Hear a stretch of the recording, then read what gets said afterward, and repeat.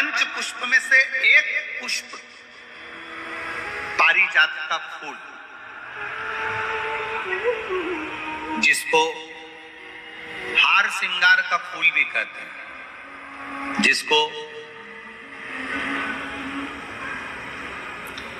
शिडली का फूल भी कहते हैं। पारिजात हार श्रृंगार, मैं निवेदन करूंगा आस्था चैनल से कि पारिजात का जो पुष्प है उसका दर्शन भी आप सभी श्रोता भाई बहनों को टीवी के माध्यम से कराते जाए। जितने लोग टीवी पर कथा सुन रहे हैं, जितने लोग फेसबुक यूट्यूब पर कथा सुन रहे हैं, वो भी इस पारिजात के फूल का दर्शन अवश्य करें। और एलईडियां लगी हुई हैं, उन पर भी आप आराम से पारिजात के फूल का दर्शन कर सकते हैं। पारिजात का पुष्प, हार श्रृंगार का फूल,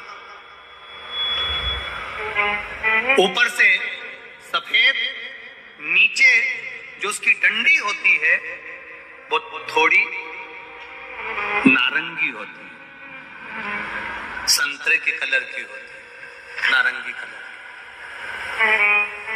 महाराज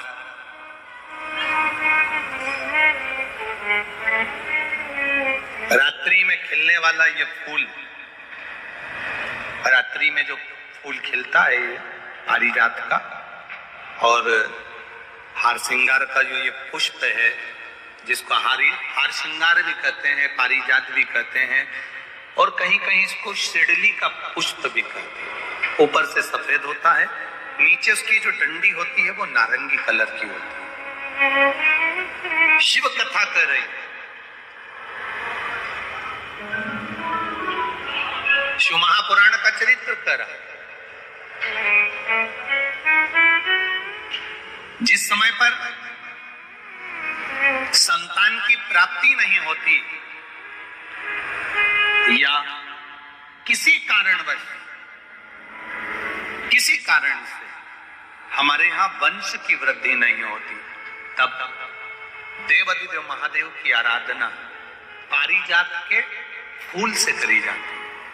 अब उस पुष्प को चढ़ाने का एक तरीका है, जरा ध्यान दीजिएगा। पंच पुष्प शिव महापुराण की कथा आप लोग सुनने के लिए बैठे हो, बड़ी आस लगाकर बैठे हो, उसको समझिए।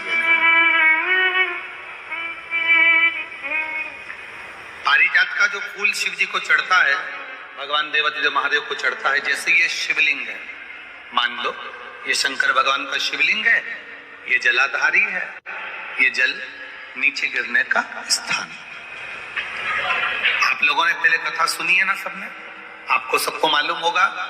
राइट में गणेश जी का स्थान, लेफ्ट में कार्तिकेय का स्थान, बीच में अशोक सुंदरी की जगह।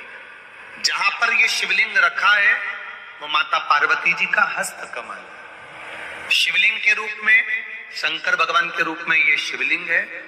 ऊपर से जो एक एक बूंद जलाधारी नीचे गिरती है, और शंकर भगवान की 5 लड़कियां, जया, विषहरा, शामली बारी, दौतली और देव, ये शंकर जी की 5 बेटियां हैं। वंश वृद्धि के लिए, कार्य सिद्धि के लिए, वैभव प्राप्ति के लिए, या अपने हृदय की सुख समृद्धि के लिए, संतान प्राप्ति के लिए पारिजात हार श्रृंगार के फूल की शिव जी को आराधना होती है।